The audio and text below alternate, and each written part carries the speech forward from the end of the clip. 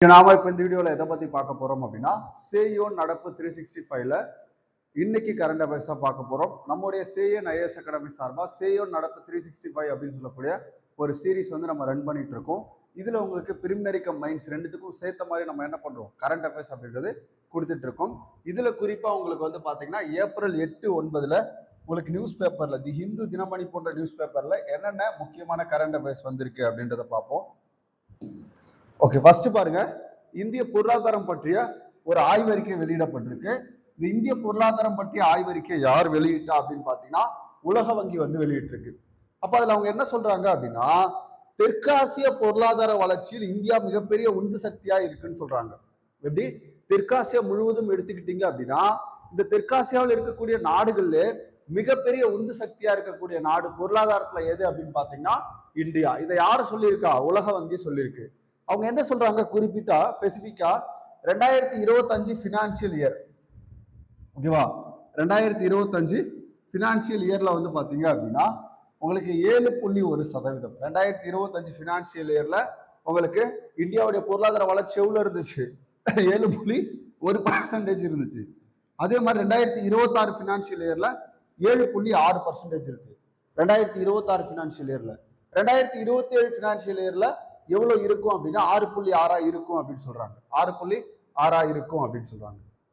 சரி, ஓகே, பாருங்க அடுத்தது உலக தொலைத்தொடர்பு மேம்பாட்டு மாநாடு 2025. இதுல பாருங்க இடம் எங்க நடந்தது அப்படின்னா அசர்பைஜான் பாகு. அசர்பைஜான் பாகுல வந்து நடந்தது. ஓகே, இந்த உலக தொலைத்தொடர்பு மேம்பாட்டு மாநாடை பொறுத்த வரைக்கும் இது 4 ஆண்டுகளுக்கு ஒரு முறை நடைபெறும். இதுல வந்து பாத்தீங்க அப்படின்னா இந்த தொலைத்தொடர்பு சம்பந்தமான எல்லா பிரச்சனைகளையும் பேசி என்ன பண்ணுவாங்க, தீர்வு காணுவாங்க. இம்மாநாட்டினுடைய துணைத் தலைவராக இந்த வருடம் இந்த நாடு எது அப்படின்னு கேட்டா இந்தியா. அப்போ உலக தொலைத்தொடர்பு மேம்பாட்டு மாநாடு 2025 துணைத் தலைவர், மாநாட்டினுடைய துணைத் தலைவர் யாருன்னா இந்தியா. தலைவர் யார் அப்படின்னா அசர்பைஜான் இருந்திருக்கும், நடத்துற நாடு. அடுத்து பாருங்க, காவல் மரணங்கள் ரொம்ப ரொம்ப முக்கியம். ஜெயராஜ் பென்னிக்ஸ் சாத்தான் குளம் மரண வழக்கு, லாக்அப் டெத் இருக்கு இல்லையா, அது இப்பதான் தீர்ப்பு வந்துச்சு. அதுல வந்து இரட்டை ஆயுள் தண்டனை அப்படின்றது கொடுத்திருந்தாங்க. இப்ப இது பெரிய அதிர்வலை ஏற்படுத்துறதுனால நாடாளுமன்றத்துல என்ன பண்ணிருக்காங்க அப்படின்னா, குறிப்பா தேசிய மனித உரிமை ஆணையம் இருக்கு இல்லையா, அவங்க கொடுத்த ரிப்போர்ட் வந்து வாசிக்கப்பட்டிருக்கு. அப்ப இதுல என்ன சொல்றாங்க அப்படின்னா, காவல் மரணங்கள் அதிகம் நடைபெறக்கூடிய மாநிலங்கள்ல 2025-26 நிதியாண்டு இந்த ஆண்டு ஒப்பிடும் போது பீகார் வந்து முதலிடத்துல இருக்குன்னு சொல்றாங்க. கிட்டத்தட்ட 19 மரணங்களோடு பீகார் என்ன முதலிடத்துல இருக்கு. ராஜஸ்தான் வந்து பாத்தீங்கன்னா 2வது இடம். ராஜஸ்தான் வந்து 2வது இடம் 18. இது யார் சொல்றாங்க? தேசிய மனித உரிமை ஆணையம் வந்து சொல்லுது. இது எல்லாமே பதிவு செய்யப்பட்டது. பதிவு செய்யப்படாம நிறைய லாக்அப் டெத் அப்படின்றது நடந்துட்டு தான் இருக்கு. அடுத்து பாருங்க, சர்வதேச பார்வையாளர் திட்டம் 2026. இந்த சர்வதேச பார்வையாளர் திட்டத்தை வந்து பாத்தீங்கன்னா உங்களுக்கு யார் கொண்டு வந்தாங்க அப்படின்னு கேட்பாங்க. இந்திய தேர்தல் ஆணையம். இந்திய தேர்தல் ஆணையம் வந்து சர்வதேச பார்வையாளர் திட்டம் கொண்டு வந்திருக்கு. அதோடைய நோக்கம் என்னன்னு பாத்தீங்கன்னா, தேர்தல் மேலாண்மை, வாக்காளர் கல்வி, தொழில்நுட்ப ஒருங்கிணைப்பு ஆகியவற்றில் இந்தியாவை சிறந்த நடைமுறை சர்வதேச பிரதிநிதிகளுக்கு அறிமுகப்படுத்துதல். அப்ப இந்தியாவில் எப்படி தேர்தல் நடக்குது, இந்த தேர்தல் முறையை எப்படி வடிவமைச்சிருக்காங்க, இது எப்படி மேலாண்மை பண்றாங்க, இதுல எப்படி கரெக்டா ரிசல்ட் சொல்றாங்க, இதுல ஜனநாயக முறையில மக்கள் எப்படி கலந்துக்கிறாங்க, இதுல ஏதாவது இடர்பாடு இருக்கா. அப்போ கிட்டத்தட்ட ஒரு 90 கோடி வாக்காளர்கள் இருக்கக்கூடிய ஒரு நாடு, 90 கோடி வாக்காளர்கள் இருக்கக்கூடிய ஒரு நாடு எவ்வளவு சிறப்பா செயல்படுது அப்படின்றதெல்லாம் என்ன பண்ணிக்கலாம், தெரிஞ்சுக்கலாம். யார் அப்படின்னு பாத்தீங்கன்னா வெளிநாட்டை சேர்ந்த பிரதிநிதிகள். இந்திய தேர்தல் செயல்முறையின் நேர்மை மற்றும் வெளிப்படைத்தன்மை உலகளாவிய பார்வையாளர்களுக்கு இது எடுத்துரைக்கும் அப்படின்றத சொல்லியிருக்காங்க.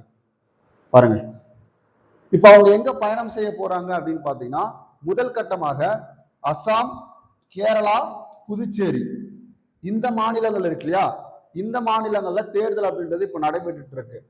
2ஆம் கட்டமாக மேற்கு வங்கம், தமிழ்நாடு. மேற்கு வங்கம் தமிழ்நாடை பொறுத்த வரைக்கும் 23 தேர்தல், ஏப்ரல் 23 தேர்தல். அப்ப இந்த தேர்தல் நடைபெறக்கூடிய மாநிலங்கள்லாம் அவங்க என்ன பண்ண போறாங்க, பார்வையிட போறாங்க. அடுத்து பாருங்க, தமிழ்நாடுடைய புதிய தலைமை செயலாளர் ஒருத்தர் நியமிக்கப்பட்டிருக்காரு. முருகானந்தம் முன்னாடி இருந்தாரு, அவருக்கு பதிலாக சாய்குமார் தேர்வு செய்யப்பட்டிருக்கார். சாய்குமார் தேர்வு செய்யப்பட்டிருக்கார். அப்ப தேர்தல் ஆணையம் வந்து பாத்தீங்க அப்படின்னா இந்த நியமனத்தை செஞ்சிருக்காங்க. ஓகே, இந்திய எரிசக்தி புள்ளி விவரம் 2026 யாரு வெளியிட்டு இருக்கா அப்படின்னு கேட்டீங்கன்னா தேசிய புள்ளியியல் அலுவலகம் வந்து வெளியிட்டு இருக்கு. தேசிய புள்ளியியல் அலுவலகம் NSO வந்து வெளியிட்டு இருக்காங்க. அப்போ 2025 மார்ச் படி புதுப்பிக்கத்தக்க ஆற்றல் திறன் எவ்வளவு அப்படின்னு கேட்டீங்கன்னா கிட்டத்தட்ட 1, 10, 100, 1000, 10,000, லட்சம், 10 லட்சம், கிட்டத்தட்ட 47,04,043 மெகாவாட், 47,04,043 மெகாவாட் அளவுக்கு புதுப்பிக்கத்தக்க ஆற்றல் திறன் அப்படின்றது இந்தியாவில் இருக்கு. இதுல சூரிய ஆற்றல் மட்டும் 71% ஆக்கிரமிப்பை கொண்டிருக்கு. சூரிய ஆற்றல் மட்டும் 71% ஆக்கிரமிப்பை கொண்டிருக்கு. சரி பாருங்க, மொராங் கல்வி முறை. இந்த மொராங் கல்வி முறையை யார் பயன்படுத்துறாங்க அப்படின்னா நாகா பழங்குடியினர். நாகா பழங்குடியினருடைய ஒரு பாரம்பரிய சமூகம் சார்ந்த பழங்குடி கல்வி முறை தான் இந்த மொராங் கல்வி முறை. இதை PM அவர்கள் என்ன பண்ணியிருப்பாருன்னா தன்னுடைய மான் கி பாத் நிகழ்ச்சியில பெருமையா சொல்லியிருப்பாரு. அதனால இதை கொடுத்திருக்காங்க. ஓகே,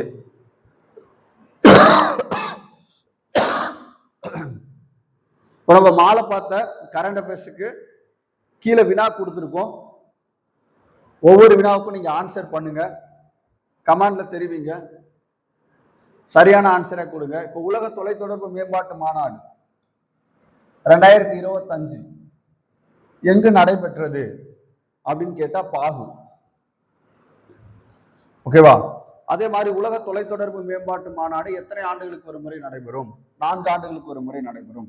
அப்ப இந்த மாதிரி நம்ம பார்த்தோம் இல்லையா, மேல பார்த்த கரண்ட் அஃபேர்ஸ் தான் நீங்க என்ன பண்ண போறீங்க, கீழே ஆன்சர் பண்ண போறீங்க. அப்ப காவல் மரணங்கள் எண்ணிக்கையில முதலிடம் எந்த மாநிலம்?